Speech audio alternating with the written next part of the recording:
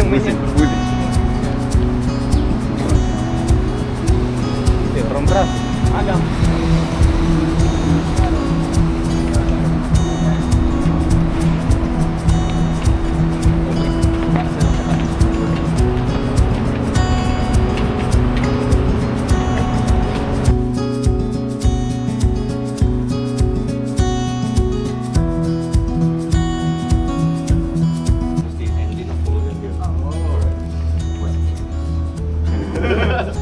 Professor is planning, not doing the sailing.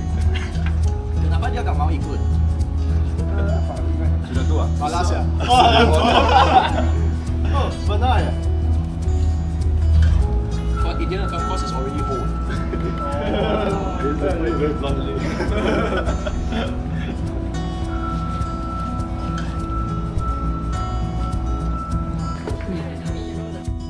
Banyak bersihnya gak apa-apa. So today they'll be sharing their experiences, their journey, and the entire tradition of the Sundeck crew.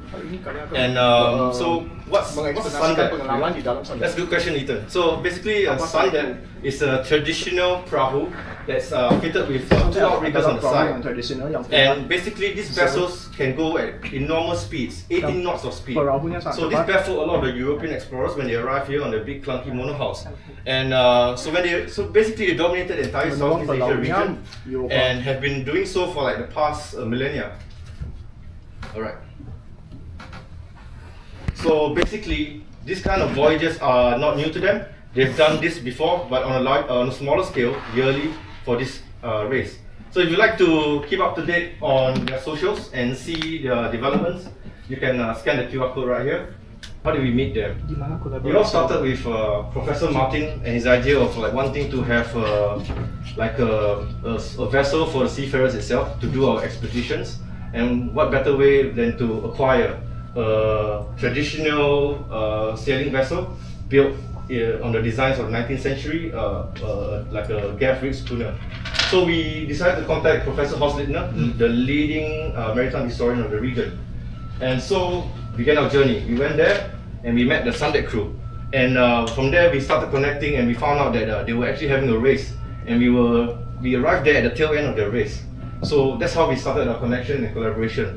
And when they called me for this exciting, so we're now at the Q&A. So does anyone have questions for our team? Ya dan Over there, ya betul. the lady over there. Yeah. Oh, hi. I can just ask my question in Indonesian first and then I'll answer in English. Oh, that'd be great. That'd be great. Ya, selamat malam. Nama saya Intan. Saya orang Indonesia. Bapak saya Makassar tapi tidak bisa bahasa Makassar. Maaf. Pertanyaan saya adalah Sundeck itu tradisionalnya dibuat dari apa? Dari kayu apa? Dan apa ada kayak ritual-ritual yang mesti dibuat sebelum kayunya mungkin dipanen buat dijadikan Sundecknya. Ya, terima kasih. Jadi Sundeck ini merupakan perahu tradisional khas Mandar. Menjadi konstruksi Sundeck ini dari kayu berbagai macam jenis. Umumnya digunakan jenis palapi kalau di jenis kayu palapi kalau di tanah Mandar. Nah, adapun ritual-ritual sebelum pembuatan Sundeck itu sendiri ya ada banyak, mulai pemilihan hari yang baik untuk menebang pohonnya, kemudian sebelum pohon ini ada interaksi lah manusia dengan alam di sini. Yang menarik dari pembuatan Sundeck di awal, ketika pemilihan pohon untuk dijadikan bodi utama Sundeck, itu ada seorang pinati atau dukun itu berinteraksi dengan pohon yang akan ditebang. Dia meminta izin kepada pohon apakah saya bisa menebang pohonnya atau tidak. Penebangan pohon dilakukan ketika tepat malam bulan purnama. Secara ilmiah itu dijelaskan sebagai ketika malam bulan purnama itu atau hari setelah bulan purnama penebangan pohonnya, semua zat air itu naik ke atas. Jadi lebih mudah ditebang pohonnya. Mungkin begitu. Okay, so any other questions? Just a quick question. My name is Edmund. I visit your boats. The sea is a very harsh environment, and your boat is pretty small to equip a crew of so many of you on board. So I have two questions. First one is, how do you prepare yourself mentally, psychologically to sail on board a vessel like that? AKA, how do you sleep, eat, where do you do your cooking? Do you prolong on voyage? You don't have any engine, so you are dependent on the wind. So second question is, what is your toughest challenge you have met out at sea while I'm here? Jadi adik-adik saya sebelumnya, perkenalkan nama saya Guswan Gunawan. Secara teknis di sini saya technical officer. Membangun semangat mereka itu sesuatu yang secara personal ke saya butuh waktu untuk meyakinkan bahwa kalian bisa, kalian mampu, karena kalian juga seorang mahasiswa, pasti menggunakan logika ketika mengerjakan sesuatu. Dahulu nenek moyang kita, secara umum kita adalah bangsa pelayar atau bangsa pelaut, bermigrasi dari suatu tempat ke tempat lain hanya dengan menggunakan sebatang bambu, sebatang pohon dikeruk menjadi sampan, berpindah dari satu titik, dari Lingga ke Batam, Batam ke Riau. Cukup dengan mengembalikan memori mereka ke masa lampau, bahwa dahulu orang-orang Makassar rutin ke pantai utara Australia mencari teripang menggunakan perahu yang lebih tradisional dari Sandek ini. Sandek adalah sudah berubah menggunakan layar segitiga, sedangkan Padewakan itu tanjak segi 4. Selama kurang lebih dalam 2 tahun terakhir untuk mempersiapkan kegiatan ini, jadi selama 2 tahun terakhir itu kami lakukan 3 kali simulasi secara formal. Jadi ada 3 kali latihan long sailing. Di rentang waktu 2 tahun itu juga kami turun ke desa tempat perahu ini dibuat. Selama berbulan-bulan kami ikut melaut dengan nelayan-nelayan lokal, melatih mental dan kemampuan kami. Itu murni dari nol kami bangun selama 2 tahun terakhir. Nah, di 3 simulasi yang saya sebutkan tadi, masing-masing punya tantangannya tersendiri, masing-masing punya kesulitan tersendiri. Jadi meskipun rute di 3 simulasi ini hampir-hampir sama, tapi secara jarak tempuh dan etape atau persinggahan itu berbeda-beda. Jadi itu tadi kalau untuk persiapan secara fisik, pengetahuan dan mentality. Jadi kami bangun atau persiapkan kegiatan ini selama kurang lebih 2 tahun. Untuk pembagian di atas perahu yang lebarnya kurang lebih 80 cm dengan panjang 8 meter. Pembagian kami di atas kapal untuk masak itu tetap di bodi perahu, di atas perahu. Kami siapkan space di antara mesin, di depan mesin. Kemudian untuk istirahat kami mencari tempat yang terbaik yang bisa meluruskan badan. Jadi tidak ada tata letak tertentu di atas perahu bahwa di sini harus istirahat, di sini tidak boleh istirahat. Intinya selama kami bisa meluruskan badan, kami bisa istirahat di situ. I'd like to know how much water you bring along per trip, and how many people on board for each trip. Third question, what is a longer journey at sea without stopping? And this trip first. Okay. Kalau persediaan air itu 40 liter. 40 liters.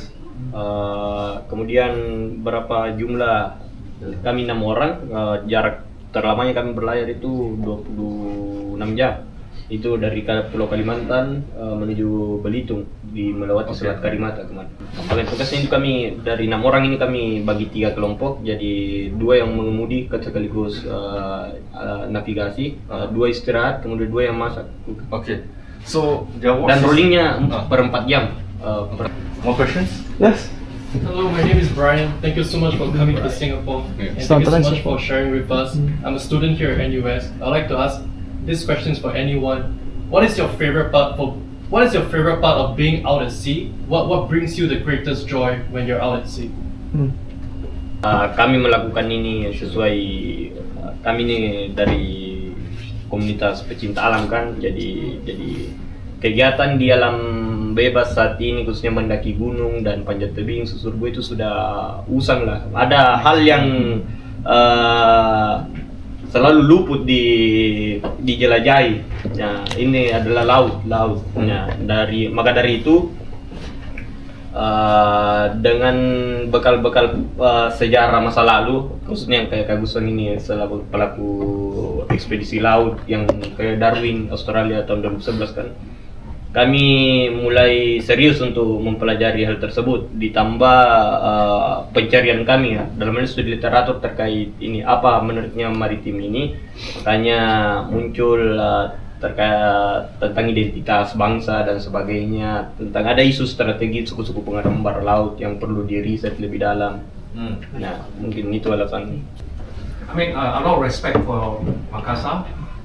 From my understanding, Makassar is the last group being conquered by Dutch. And the battle you saw, Singapore National Gallery have a picture painting on that. The last king who fought on that, actually his family tree, one of them in Singapore, also a very strong sailor. Therefore, I thought about this story, the history aspect, because you are really a warrior. Everyone actually Bugis, actually you are having a sailor blood. And I personally feel that we cannot match in a way, because you are really in your blood. I have a lot of questions, but nevertheless, I just want to compliment you first. Well done. Really, it's something that I feel that you're proud of yourself coming from. But right now, I hope to learn something. Really, you all have something we all may take for granted. You all may not feel nothing, but something to us. Okay, my question is about the project. When was this project started? Okay, when? And I assume it's one boat only. Okay, I assume, okay, it's one boat. And how long is this boat have been sailing? That's the second question. And do we have the itinerary for since they started the sailing? Where's the point it stopped? Okay. Awalnya di tahun 96, kakak kami, abang-abang kami di organisasi kami, di klub kami mengadakan juga pelayaran yang seperti ini, tetapi menggunakan 2 perahu. Waktu itu distrik 2 provinsi ini belum berpisah, masih satu provinsi, masih di dalam naungan provinsi Sulawesi Selatan. Jadi Mandar itu masih Sulawesi Selatan di tahun 96. Di 96 itu mereka, abang-abang kami itu ekspedisi layar ini menggunakan 2 perahu, tapi perahunya lebih besar lagi dari perahu yang digunakan adik-adik saya sekarang. Mereka punya perahu panjang 10, bodi, tinggi 1, lebar 1. Jadi lebih besar perahu mereka dulu dan 2. Mereka start dari Makassar dulu, ujung pandang masuk ke Mamuju naik ke utara Pasangkayu mereka menyeberang langsung ke Kalimantan Timur. Kalimantan Timur ambil haluan ke utara timur laut, ke barat laut memutari Brunei, Malaysia, terus masuk ke Pulau Bintang, turun ke Pulau Lingga masuk ke Jawa, mereka finish. Itu yang pertama 96. Yang kedua itu di tahun 2011, masih dengan perahu yang sama, cuma ukurannya lebih pendek, dia sampai 9-8 meter sekian, tapi tinggi 1, lebar 1. Jumlah krunya juga 6 dan perahunya cuma 1. Dia mengambil rute Makassar, Pulau Selayar, Momere masuk Larantuka, Kupang, Kota Darwin di tahun 2011. Ini yang ketiga. Haluan kami ke utara menuju Provinsi Sulawesi Barat, Mamuju. Kemudian dari Mamuju menyeberang ke Pulau Kalimantan. hingga ke perbatasan Kalimantan Selatan dengan Kalimantan Barat, Sungai Liat. Sungai dari Kalimantan menyeberang ke Kepulauan Bangka Belitung, kemudian dari Bangka Belitung kami naik ke Kepulauan Riau, Kepulauan Lingga ke Batam, hingga ke total 38 titik persinggahan kami selama 40 hari. Thank you for coming and sharing your time. I've got 2 construction questions. What is the hull construction? Is it a log or is it a frame and planks? And the second question is, what's the formula for the sail size? Perahu ini ada 3 jenis. There's 2 kinds of perahu. Okay. Ada satu jenis namanya pangoli. Pangoli itu untuk 1 orang. Pangoli single person? Ya. Selanjutnya ini adalah paropong. Ini untuk ke rumpun, ya, terus juga untuk berburu telur ikan terbang. Bisa diawaki sampai 6 orang, ya, seperti ini. Terus yang terakhir yang seperti tadi Bang Farid tampilkan itu sanderes. Nah, khusus untuk paropong ini umumnya dia dari kayu gelondongan. Jadi seperti yang disampaikan adik saya tadi, ketika ingin membangun perahu seperti ini, tukang perahunya atau dukunnya atau sejenisnya harus berbicara dari hati ke hati dengan kayunya atau pohonnya, meminta izin ke dia bahwa maaf, permisi, saya harus membunuhmu karena ini kan makhluk hidup. Nah, seperti itu. Satu pohon ditebang, dibaringkan, ditunggu kering, lalu dicangkul bagian dalamnya. Jadilah dia lunas. Nah, dibuatlah model sampan. Terima kasih sudah banyak datang di sini, dan kalau lupa, kalau lapar, ya boleh, ya, tapi ini sangat memberikan kasih banyak kasih kepada semua orang, semua seandainya datang di sini. Ya, terima kasih ya. Ya, terima kasih. Ya, terima kasih matur nuwun semuanya. Ya, matur suwun. Sudah.